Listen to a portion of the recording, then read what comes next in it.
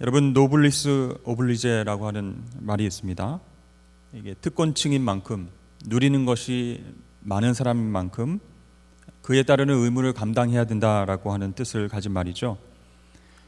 영국의 케임브리지 대학과 옥스퍼드 대학에 가면 나라에 전쟁이 났을 때 그 전쟁터에 제일 먼저 달려간 사람, 목숨을 바친 그 학교의 동문들의 사진이 많이 걸려 있습니다. 그들에게는 그것이 학교의 자랑이고요, 가문의 자랑입니다. 평소에는 남들보다 많은 것을 누리는 것 같아도 국가가 위기에 처하면 가장 먼저 달려가서 목숨을 던지는 그런 불꽃 같은 책임감이 그들에게 있었습니다. 이것이 바로 영국의 귀족 문화가 비판을 받지만 또 오랜 세월 동안 존경받으면서 존속되어 올 수 있었던 그런 이유 중에 하나라고 보여집니다. 그에 비해서 우리나라의 지도층들은 어떻습니까? 아직 노블리스 오블리제를 실천하기에는 참 갈 길이 멀다라는 생각이 들게 되죠. 전쟁이 나지도 않았는데 군대 보내는 것이 아까워서 그 아들을 빼내고 그렇게 면제시키도록 노력을 하죠. 또 국가에 내는 세금이 있는데요, 그것을 어떻게든 안 내려고 숨기고 신고하지 않고 나중에 국세청 직원들과 실랑이 하는 모습을 TV에서 가끔 보게 됩니다. 우리 시대에 정말 우리 대한민국에는 참 리더가 없는 것일까, 그런 생각을 하는 것이죠. 물론 이제 정치하는 분들과 경제를 이끌으시는 분들 중에 훌륭한 분들이 많이 있으시지만 참 자기의 말에 책임지고 정직하게 행동하고 또 국민들에게 모범이 되는 지도자는 우리에게 없지 않은가, 이런 생각이 들면서 씁쓸한 생각이 듭니다. 자신의 자리에서 특권을 누리고 있는 것으로 끝나는 게 아니고 책임을 다하면서 열정을 불태우고 또 제시한 그 목표를 향해서 이끌어 나가는 그런 멋진 지도자가 우리에게도 있었으면 좋겠다라는 생각을 하게 됩니다. 그리고 그 지도자가 하나님을 믿는 하나님의 백성 중에서 나오면 너무 좋겠다라는 생각을 하고 있습니다. 그리고 계속 우리가 기도하고 있죠. 이 여호수아서를 보면요, 하나님께서 정말 잘 다듬으시고 그리고 정말 힘들고 어려운 그 전쟁의 시기에 참 리더의 모습을 보여주는 그런 책이 바로 여호수아서라고 할 수가 있습니다. 자, 하나님께서는 여호수아를 모세 이후에 리더로 세우셨죠. 모세가 워낙 뛰어난 리더였고 그냥 바라볼 수도 없는 그런 위치에 있는 리더였기 때문에 여호수아가 굉장히 두려웠습니다. 부담스러웠습니다. 내가 이 일들을 감당할 수 있을 것인가, 정말 정복 전쟁을 내가 잘 이끌어 나갈 수 있을 것인가, 그렇게 두려워서 힘들어하는 여호수아에게 하나님께서 강하고 담대하라, 내가 너와 함께하느니라 말씀하셨습니다. 그래서 이 여호수아는요, 배운 것이 많고 또 학식이 풍부하고 여러 가지 전쟁 경험이 풍부한 그런 어떤 엘리트가 아니라 하나님의 종으로서, 리더로서 그렇게 훈련받고 쓰임을 받았다라고 할 수 있습니다. 여기서 엘리트 그 부분을 제가 이렇게 폄하하거나 그분들을 나쁘다 이렇게 이야기하는 것은 아닙니다. 그러나 우리가 엘리트와 하나님께서 세우신 종, 리더와 어떤 차이가 있을까 이렇게 생각을 해보면요, 한마디로 말해서 자기 자신을 믿고 자기의 계획대로 실천하며 나간 그런 사람들이 엘리트라고 한다면, 리더는 나는 할 수 없지만 하나님께서 나에게 능력 주시면 내가 하나님의 손에 도구로 쓰임받을 수 있습니다, 나를 사용해 주십시오, 이렇게 기꺼이 자기를 내어드리는 사람이 리더다라고 할 수 있습니다. 사실 객관적인 스펙이나 능력으로 볼 때는 엘리트가 더 뛰어나죠. 정말 참 리더가 될 수 있을 것 같은데 문제는 큰 두려움과 아픔과 문제가 터졌을 때 거기서 극명하게 차이가 난다는 거예요. 엘리트는 뛰어난 아이디어와 비전과 학식과 경험이 있을지 몰라도 자기가 예상치 못한 일들, 큰 문제에 부딪히게 되면 한계를 느끼고 두려워합니다. 어떡하지? 내 능력으로 이걸 이길 수 없겠는데? 두려워하면서 심히 떨게 되는 것이죠. 그러나 리더는 어떻습니까? 하나님께서 세워주시고 훈련시키셨기 때문에 하나님이 나와 함께 하신다라고 하는 그 신앙으로 말미암아 두려움을 이기고 하나님 말씀에 순종해서 나가는 사람이 바로 리더입니다. 그 차이가 엄청난 것이죠. 하나님께서 직접 여호수아에게 말씀하셨어요. 너는 두려워하지 말아라. 강하고 담대해라. 내가 너와 함께 하겠다. 모세와 함께 했던 것처럼 너와도 함께 할 것이다. 두려워하지 말아라. 그래서 이 여호수아는 이 하나님을 믿고 신뢰함으로 그렇게 전쟁을 치러 나갔습니다. 리더가 붙잡을 수 있는 것은요, 자기 확신이 아닙니다. 자기 능력이 아닙니다. 하나님의 약속의 말씀인 줄로 믿습니다. 남들이 그래서 보기에는 정말 불가능한 전투다. 어떻게 이기냐? 우리의 전력으로 도저히 이길 수 없는 그런 싸움이다라고 했을 때에도 여호수아는요, 하나님께서 함께 하심을 믿고 이스라엘 백성들을 안심시켰습니다. 내가 하는 것 아니고 하나님께서 이렇게 하라고 명령하셨다. 두려워하지 말고 나를 따르라. 그렇게 돌파해 나가면서 정말로 불가능했던 그 전쟁들을 이기고 승리하는 그런 경험을 함께 나누었죠. 여리고성과 아이성을 차례로 무너뜨릴 때에 백성들이 여호수아를 바라봤습니다. 어떻게 된 양반인가? 어떻게 된 사람인가? 어떻게 이런 전쟁을 진두지휘할 수 있지? 불가능해 보이는 그 전쟁 가운데에서 하나님이 주신 비전과 열정에 사로잡혀서 막 눈이 반짝반짝 빛나고 막 흥분하는 그 여호수아 리더의 모습을 봤습니다. 다른 것에 의해서 흥분하고 다른 것에 의해서 막 열정을 느끼는 것이 아니고 하나님께서 이기게 해주시겠다라는 비전을 보고 말도 안 되는 상황 속에서 눈이 반짝반짝 빛나는 거예요. 그리고 그가 하는 말과 행동에 전폭적으로 순종하게 되었습니다. 여러분, 이렇게 한 사람의 리더가 하나님의 비전과 열정에 사로잡히면요, 그게 옮겨가게 되어 있습니다.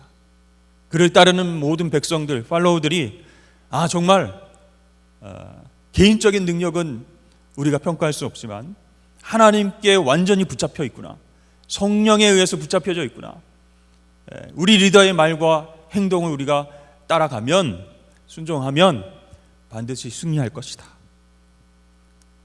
그렇게 열정과 비전에 사로잡힌 여호수아의 모습을 보고 백성들이 따라가는 겁니다. 여러분, 오늘 본문 말씀을 통해서 특별히 여호수아 열정과 기도의 사람이었죠. 비전의 사람이었죠. 그 모습을 통해서 우리도 리더로서의 꿈을 꾸실 수 있기를 바랍니다. 나는 어떻게 리더의 역할을 내가 감당할 수 있겠어? 하지만 여러분, 가정에서 또 직장에서 공동체에서 리더일 수 있습니다. 그 자리에서 어떻게 비전과 열정과 기도를 통해서 사람들을 이끌어 나갈 것인가, 하나님 기뻐하시는 방향으로 함께 갈 것인가를 고민하고 기도할 때 우리도 하나님께 쓰임받는 리더가 될 수 있다는 것이죠. 자, 이스라엘이 여리고와 아이성을 대파하고 승승장구했습니다. 그 소문을 가나안의 많은 족속들이 듣게 됐죠. 기브온 족속도 마찬가지로 그 소문을 듣고 두려워합니다. 이스라엘하고 붙었다가는 백전백패다. 이런 판단 아래 이 기브온 사람들이 화친조약을 맺으려고 여호수아를 속이고 그렇게 접근했습니다. 그래서 9장 말씀에 보면요, 기브온 사람들이 헤어진 옷과 전대와 낡은 신을 신고 마치 먼 곳에서 여행 온 것처럼 꾸민 그런 사실이 드러납니다. 그리고 여호수아는요, 그들에게 화친 조약을 이제 맺게 되죠. 그런데 하나님께 묻지 않고 그 사람들을 살리겠다라고 하는 언약을 맺게 됩니다. 그래서요, 이 기브온 족속을 그 겉모습만 보고 좀 불쌍하다 생각해서 화친 조약을 맺었는데, 그렇게 받아들인 것은 이스라엘에게는 치명적인 어떤 짐이 되는 결과가 나타나게 된 것이죠. 왜냐하면 이 기브온 족속과 이스라엘이 화친 조약을 맺었다라고 하는 소식을 듣고 가나안 남부의 부족들이 몰려오기 시작했습니다. 기브온을 치기 위해서 전쟁하기 위해서 몰려왔어요. 이 기브온이 높은 지역이 있기 때문에 전략적으로 요충지에 있기 때문에 그들에게 중요한 위치였거든요. 그래서 이 기브온 족속들을 먼저 치고 유리한 곳을 점령하자. 근데요, 여호수아가 딱 보니까 도와줄 수도 없고 안 도와줄 수도 없는 거예요. 근데 그들에게 화친 조약을 맺고 도와주겠다는 언약을 했기 때문에, 약속을 했기 때문에 기브온으로 침략해오는 아모리 다섯 민족을 상대로 싸워야만 되는 거예요. 그러니까 정말 섣불리 화친 조약을 했다가 짐이 그냥 몇 개가 다 이스라엘 백성들에게 얹어진 셈이죠.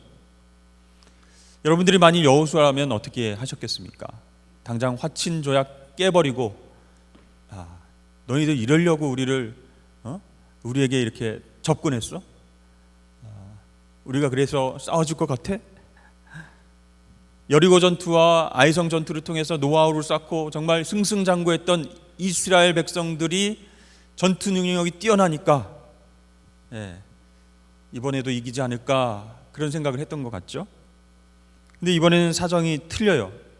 가나안 남부의 여러 나라들이 연합해서 쳐들어옵니다.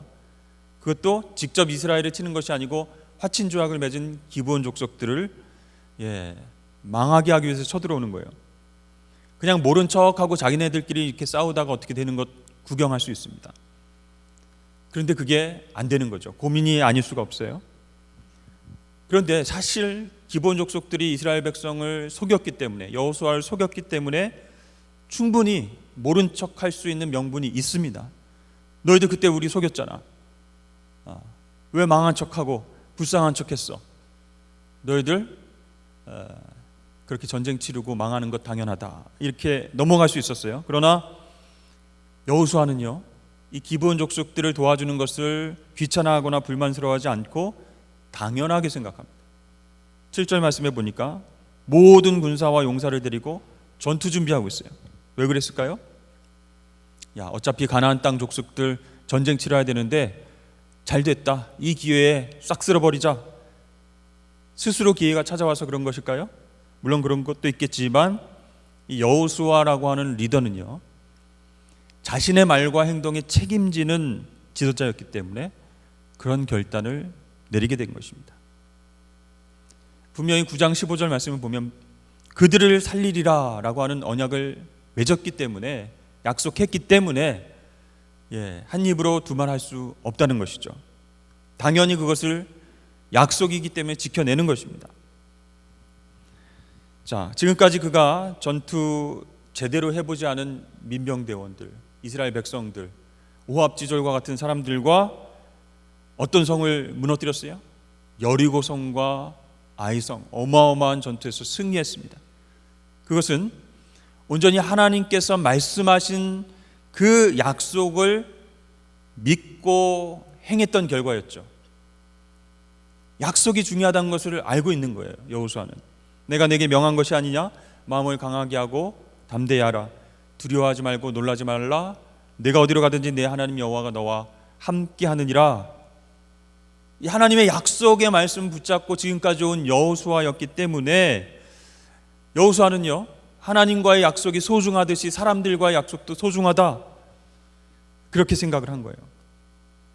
그런 신실한 마음을 가진 리더였기 때문에 기브온에 쳐들어온 그 연합군들을 향해서 전쟁을 하러 나가는 거예요.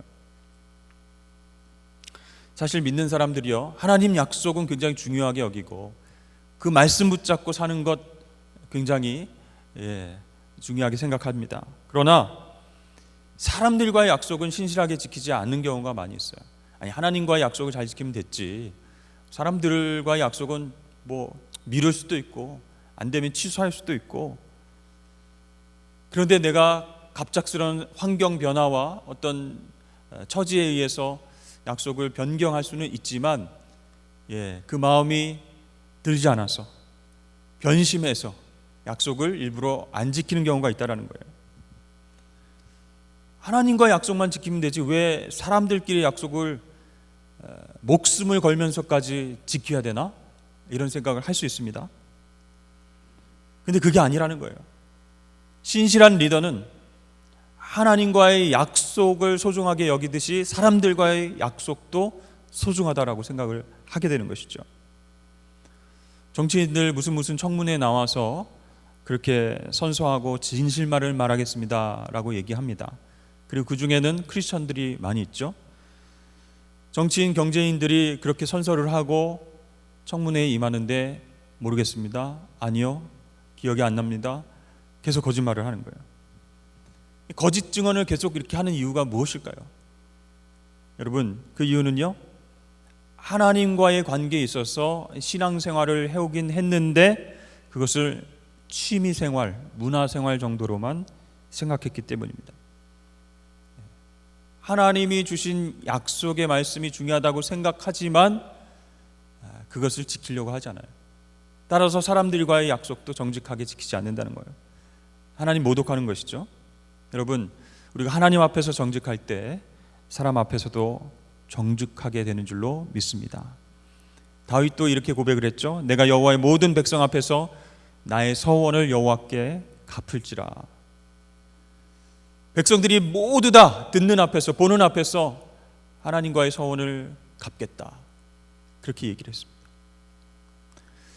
여러분, 혹시 여러분들 믿는 사람이건 안 믿는 사람들이건 그 대상을 따라서 여러분의 약속을 안 지키고 취소하고 이미 약속한 것을 지키지 않고 거짓말로 넘어갔던 적이 혹시 있으십니까? 물론 순간순간 이렇게 모면해서 넘어가실 수는 있어요. 그리고 또 우리가 너무 정직하면 손해보는 것 같아요. 그래서 우직하게 신실하게 정직의 길로 가는 사람들을 보면 답답하다, 유두리가 없다, 이렇게 생각을 합니다. 그런데요, 사단이 계속 우리를 유혹하는 거예요. 야, 적당히 속이면서 살아도 별 문제 생기지 않아. 왜 사람들과의 약속까지 목숨 걸고 지키려고 그래? 그러니까 하나님과의 약속, 그것도 부담스러운데 사람들과의 약속을 지키려면 생각지도 않았던 그런 부담, 짐, 그것을 떠안는 것 같아서 아예 무시할 경우가 있다는 거예요. 그러나 여러분, 하나님 앞에 정직한 사람은 중요한 것은 하나님께서 끝까지 책임져 주신다는 것입니다. 그것을 믿음으로 바라보고요, 확신하면서 행동했던 지도자가 여호수아였습니다. 이 기브온과의 약속을 지키기 위해서 쳐들어오는 아모리 5 왕들의 전쟁을 결심하고 준비했을 때 하나님 말씀이 임했습니다. 이 8절 말씀 함께 읽어보겠습니다. 시작. 그때에 여호와께서 여호수아에게 이르시되 그들을 두려워하지 말라. 내가 그들을 내 손에 넘겨주었으니 그들 중에서 한 사람도 너를 당할 자 없으리라 하신지라. 아멘. 정말 이 말씀 들었을 때 얼마나 여호수아가 기뻤을까요? 내 판단과 내 신앙 양심과 내 결단이 하나님의 지지를 받고 있어요. 하나님의 도우심을 받는다는 확신이 섰어요. 그때 어떻게 했습니까? 막 흥분되는 거예요. 마음에 불꽃이 튀기는 거예요. 힘들 줄 모르고 하나님 일에 헌신하게 되는 것입니다. 여러분, 이것이 바로 열정입니다. 세상 열정은요, 자신의 욕심과 욕망 때문에 흥분되지만 하나님께서 주시는 열정은 하나님의 뜻을 이루기 위해 흥분하는 것이에요. 그래서 몸을 아끼지 않고 헌신합니다. 그 목표를 이루기 위해서 집중하고 쉴 새 없이 기도하고 하나님 음성에 집중합니다. 그리고 힘이 나는 거예요. 그들을 내 손에 붙였다라고 그 말씀을 듣는데 힘이 안 나는 지도자가 어디 있겠습니까? 그렇죠? 한 사람도 너를 당할 자가 없겠다, 이렇게 말씀하셨는데 막 신이 나는 거죠. 무엇이 두렵겠습니까? 그래서 9절 말씀에 보면 여호수아가 군사들과 함께 길갈에서 기브온까지 한 30km에서 40km 정도 되는 거리인데 밤새도록 행군합니다. 그 거리를. 얼마나 지치고 힘들었겠습니까? 그러나 하나님이 함께 하시겠다, 이기게 하시겠다 약속한 그런 전쟁입니다. 그들을 내 손에 붙이겠다라고 말씀하셨어요. 그러니까 지체할 시간이 없는 거예요. 그래서 여호수아는 밤새 행군해서 도착하고 기습작전을 펴는 겁니다. 자, 아모리의 5 연합국들이 기브온에 쳐들어가서 한참 싸우고 있는데 화친 조약을 맺었던 이스라엘 백성들이 이렇게 빨리 올 줄은 생각을 못한 거예요. 하는 사이에 이스라엘 백성들이 막 달려오는 거예요. 그뿐만이 아니라 하나님께서 그 전쟁에 직접 개입하셨습니다. 그래서 기브온 싸움에서 패하고 돌아가는 그 적들에게 하나님이 우박을 내리시는 거예요. 그래서 11절 말씀에 보면 칼에 죽은 사람보다 우박 맞아 죽은 사람들이 더 많았다, 이렇게 기록하고 있습니다. 여러분, 왜 이렇게 끝까지 쫓아가서 죽였어야만 했을까요? 먼저 이만큼 해놓으면 역시 이스라엘, 역시 하나님 함께 하시는 백성들이구나, 막 이렇게 벌벌 떨면서 기선제압이 되지 않았을까요? 여러분, 가나안 족속은요 호전적인 족속이고 하나님을 멸시하는 그런 족속입니다. 죄가 아주 최고조에 이르렀을, 그래서 하나님께서 이스라엘 백성들을 통해서 정복 전쟁을 허락하신 거예요. 호시탐탐 자신들의 땅을 노리는 이 이스라엘 백성들, 내가 언젠가는 공격하리라 이렇게 노리고 있는 그런 사람들이 바로 가나안 남부 지역의 족속들이었죠. 그래서 한 번의 전쟁을 끌지 않고 질질 끌게 되면 나중에는 힘들게 되는 거예요. 다른 전쟁을 또 치를 수 없는 겁니다. 그래서 여호수아는 끝까지 추격해서 그렇게 전쟁을 마무리하려고 하는 것입니다.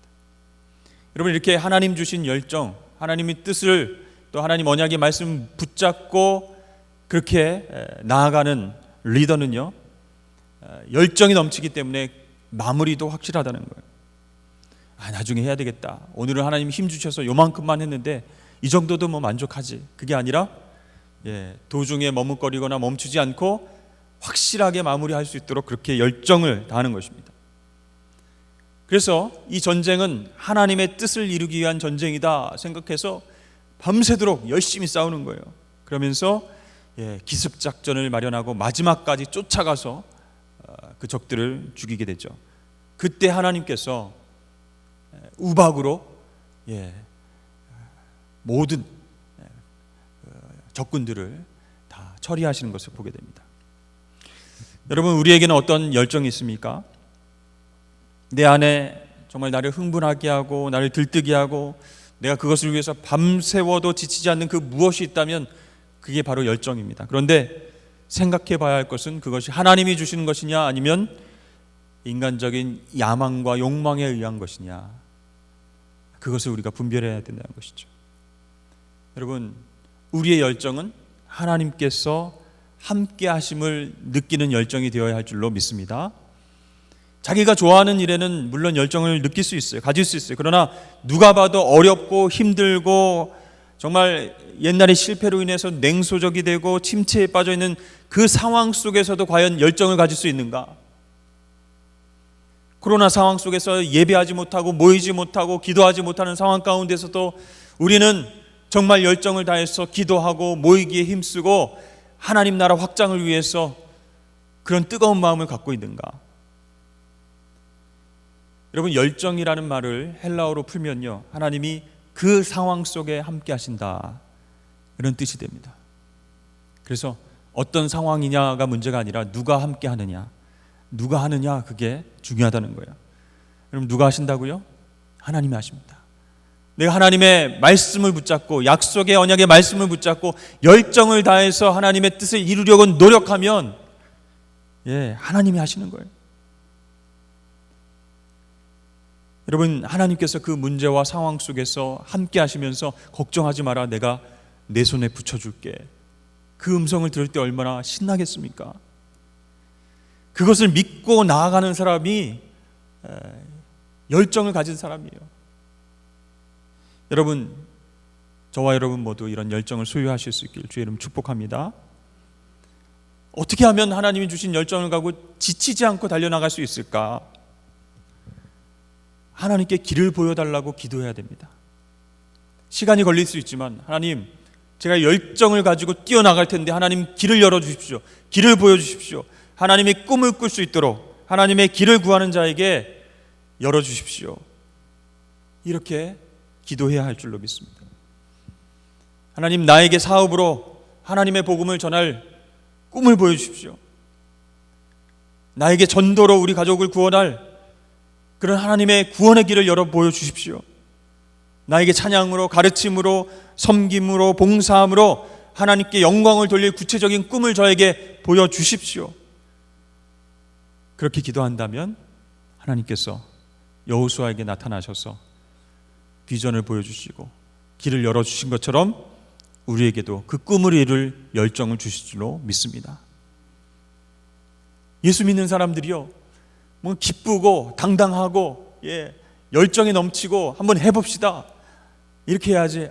나중에요, 다 끝나고 난 좀 조용해지면 뭐 좀 합시다. 물론 여러분, 코로나가 정말로 우리를 꼼짝 못하게 했습니다. 그러나 이제 우리가 가슴을 펴고 하나님 앞에 담대히 언약의 말씀을 붙잡고 기도하면서 열정을 가지고 다시 한번 변화와 회복을 위해서 앞으로 나가야 할 때인 줄로 믿습니다. 그래서 우리의 기도 시간이 필요한 거예요. 우리의 열정을 모을 기도 시간이 필요하다는 겁니다.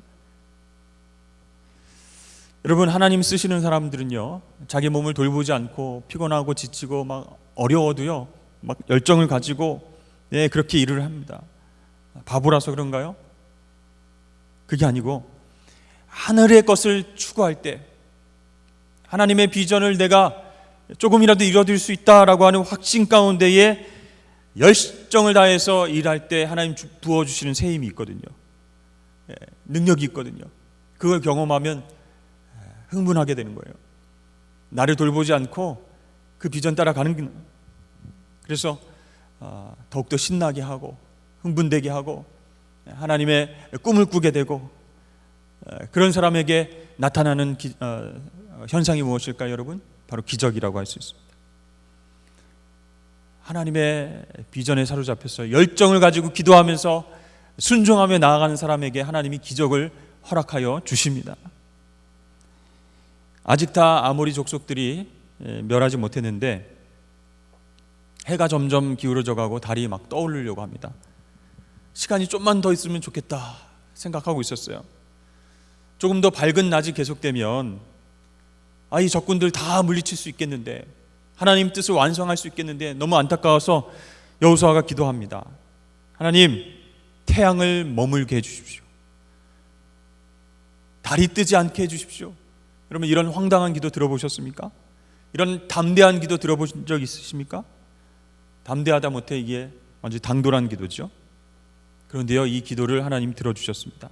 하나님의 뜻을 이루기 위한 열정을 가진 리더의 기도였기 때문에 하나님이 즉시 응답하신 거예요. 기적이 나타난 거예요. 태양이 거의 하루 정도 멈춰 있게 됩니다.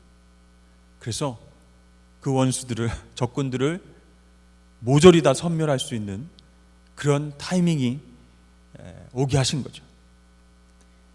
믿지 않는 사람들은요, 이런 거짓말을 성경책에 써놨네, 믿지 못하는 거짓말 몇 개 이렇게 꼽으면서 그 중에 여호수아가 기도했는데 태양이 움직이지 않았다, 낮이 하루 정도 계속되었다, 이런 새빨간 거짓말이 어디 있느냐라고 이야기를 합니다.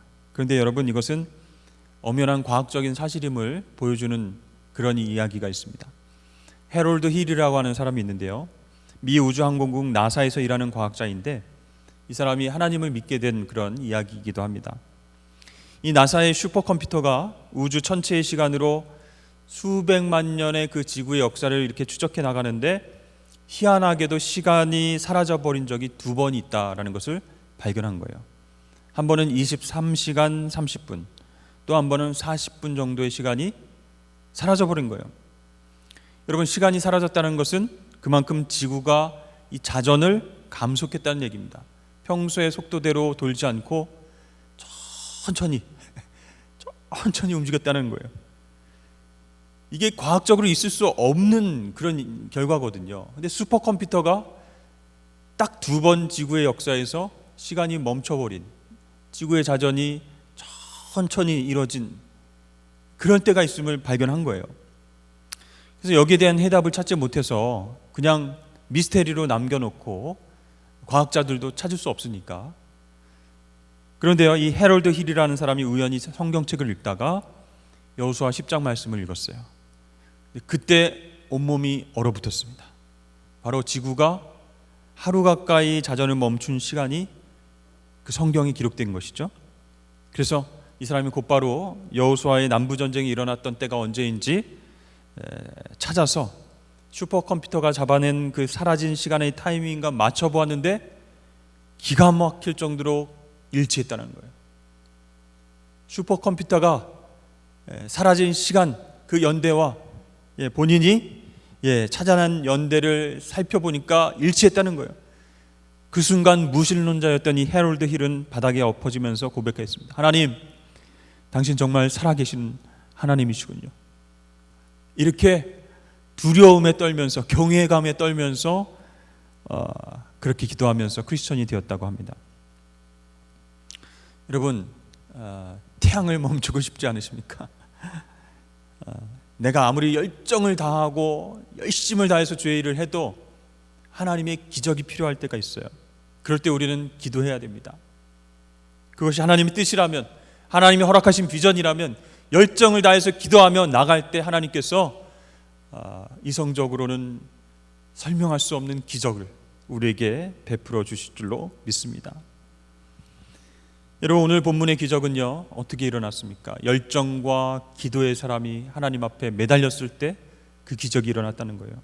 14절 말씀입니다. 여호와께서 사람의 목소리를 들으시니 이 같은 날은 전에도 없었고 후에도 없었나니 이는 여호와께서 이스라엘을 위하여 싸우셨음이니라. 아멘.